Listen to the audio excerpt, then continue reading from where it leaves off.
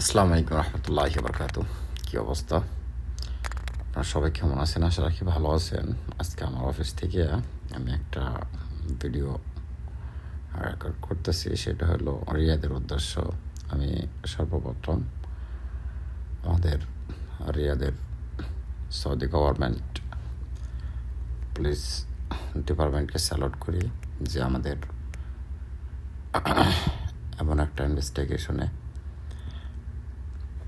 Important ভূমিকা রাখার জন্য, যেটা রিয়াদে এখন কিডন্যাপিংয়ের বা হাইজ্যাকিংয়ের যে বিষয়টা, সেটার দিকে গুরুত্বপূর্ণভাবে নজর রাখার জন্য।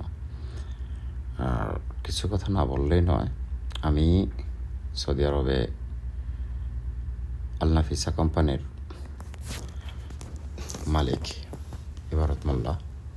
আমি প্রথম রমজানে রিয়াদে একটা মিটিংয়ের উদ্দেশ্য যাওয়ার পরে আমাকে কিছু বখাটে ছেলেরা কিছু প্ল্যানিং করে তারপরে আমাকে কিডন্যাপ করে অনেক মারধর করে, টাকা পয়সা নেয়। তারপরে যেভাবেই হোক আমি ওখান থেকে বের হয়ে যখন আসি, তখন আমি তাদের নামে একটা মামলা ইস্যু করি এবং কি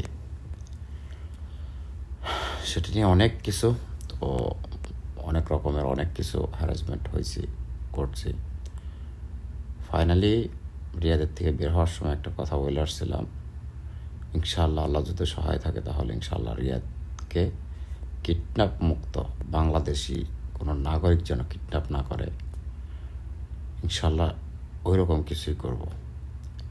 আশা রাখি ইনশাআল্লাহ সাকসেস হব। সবাই দোয়া করবেন। আল্লাহ হাফেজ।